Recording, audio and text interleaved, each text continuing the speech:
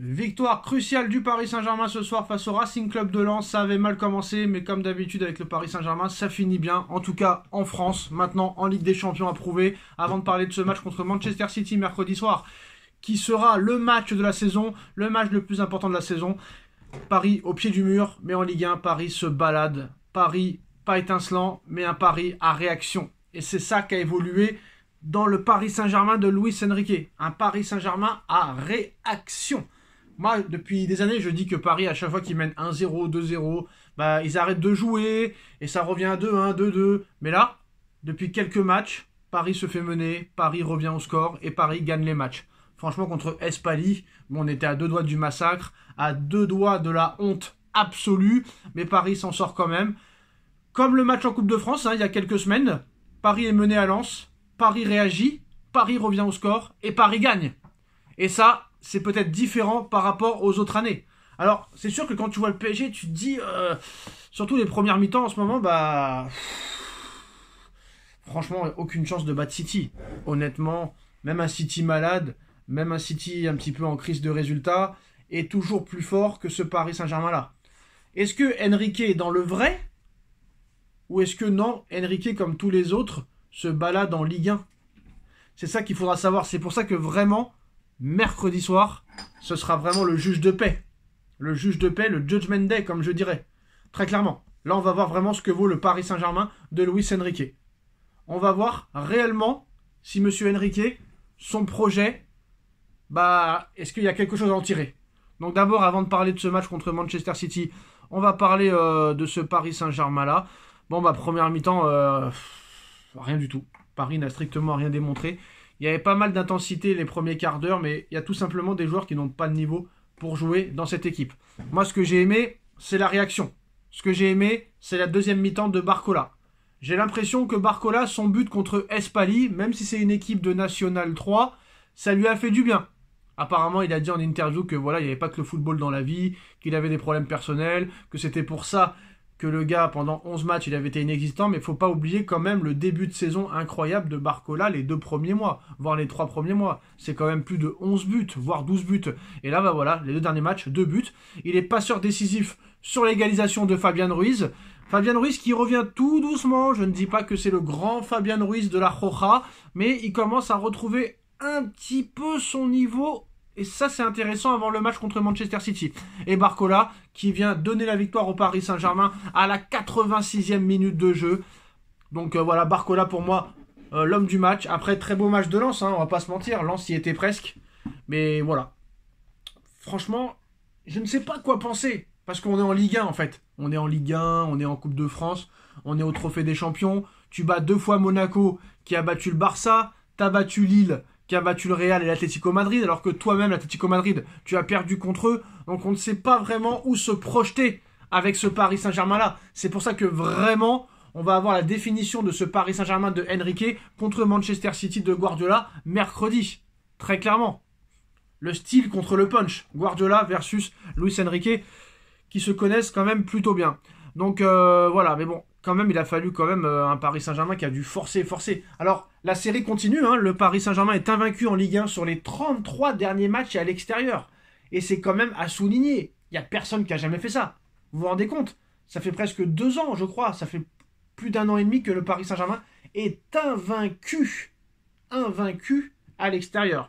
Mais bon, on va parler encore de l'efficacité. Non, l'occasion ratée un moment... sans le gardien, c'est pas possible. Tu peux pas rater ce genre d'occasion. Tu peux pas rater ce genre d'occasion. Ce n'est pas possible. Ce n'est pas possible. Là, c'est grave. Après, bon, bah, t'as subi beaucoup. Heureusement que Donnarumma a sorti quelques arrêts, parce que je suis désolé, sur le but lensois, il est encore fautif.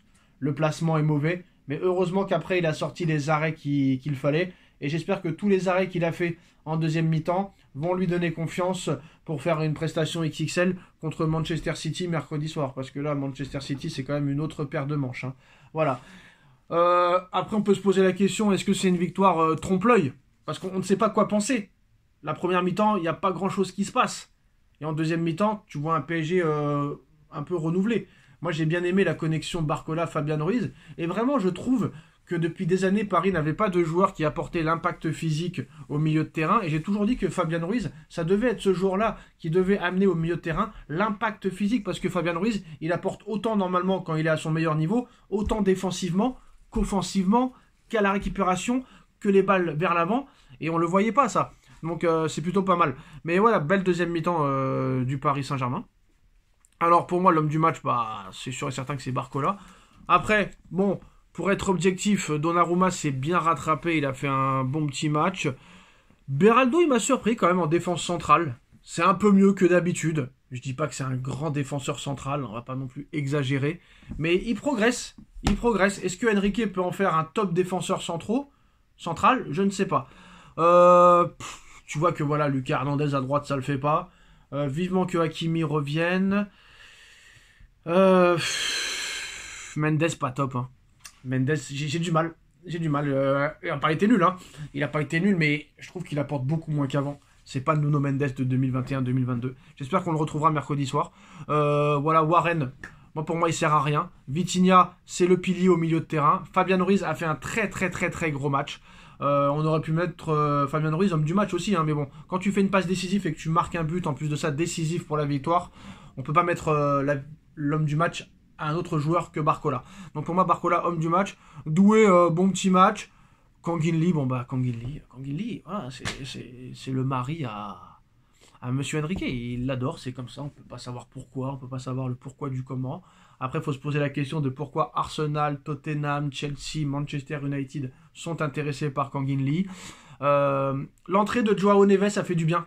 Voilà, ça aussi, je voulais le souligner.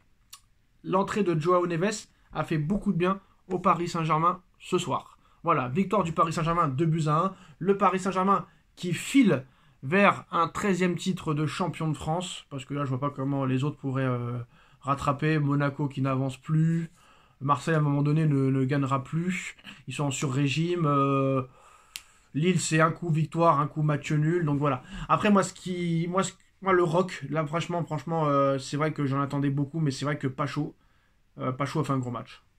Voilà, je le dis, je le répète. Pacho a fait un très gros match et maintenant il faut prouver en Ligue des Champions. Voilà.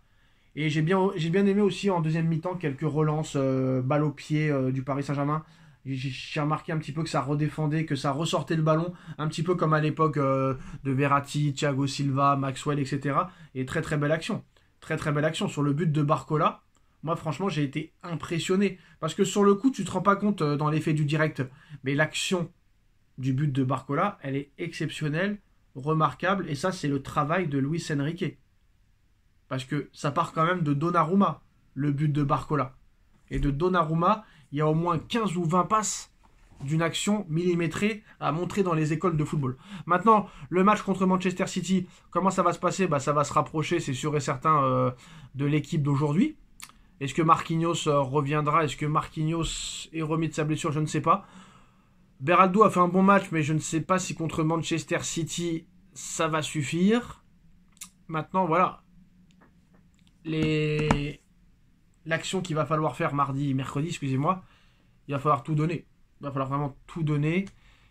Et tu n'as pas le choix. Tu es vraiment dos au mur et tu n'as pas d'autre choix que de gagner mercredi soir. De toute façon, à tous les matchs, tu n'as pas d'autre choix que de gagner. Mais là, tu n'as vraiment pas le choix de gagner. Est-ce que Enrique est dans le vrai? Est-ce que Enrique est dans le faux? Je ne sais pas. Ça, c'est l'avenir qui nous le dira mercredi soir. Il faudra vraiment regarder ce match. Très clairement, parce que ça va être le juge de paix, comme je l'ai dit. Donc ça va vraiment être intéressant de voir ça. Maintenant, on connaît comment ça va se passer. Hein. Si Paris gagne, ils diront que c'est le plus faible Manchester City depuis 15 ans. Si Paris perd, etc., machin, c'est toujours ça le problème. Alors ce qui est bien, ce qui est intéressant, ce qu'il faut souligner, c'est que Paris aura 24 heures de récupération en plus. Manchester City joue demain à l'extérieur, alors que Paris a joué aujourd'hui. Donc 24 heures de récupération en plus, ce n'est pas négligeable. Tu m'aurais dit ça en première mi-temps, je t'aurais dit Paris n'a aucune chance de battre City. Mais là, je vois un PSG à réaction depuis plusieurs semaines. Donc j'ai envie de te dire, pourquoi pas. Cette équipe de City n'est pas au top ces derniers mois. Ils ont du mal contre Brentford, ils ont du mal contre Nottingham, ils ont du mal contre des petites équipes, même si Nottingham joue le titre. Mais je pense qu'il y a possibilité. Si eux, en Angleterre, ils arrivent à les titiller, Nous, je pense qu'aussi, on peut les titiller. Mais là, tu vois vraiment qu'en fait, il y a un gros état d'esprit, il y a une grosse cohésion, il y a vraiment un collectif. Et ça, c'est les choses qu'on ne voyait pas les années précédentes avec les stars qu'il y avait. Victoire du Paris Saint-Germain 2-1 au Racing Club de Lens. Le Paris Saint-Germain 10 points d'avance sur son dauphin, l'Olympique de Marseille. Le Paris Saint-Germain invaincu depuis 33 matchs à l'extérieur. Dites-moi en commentaire, est-ce que vous pensez que Paris peut battre City? Et à très vite. Tchuss.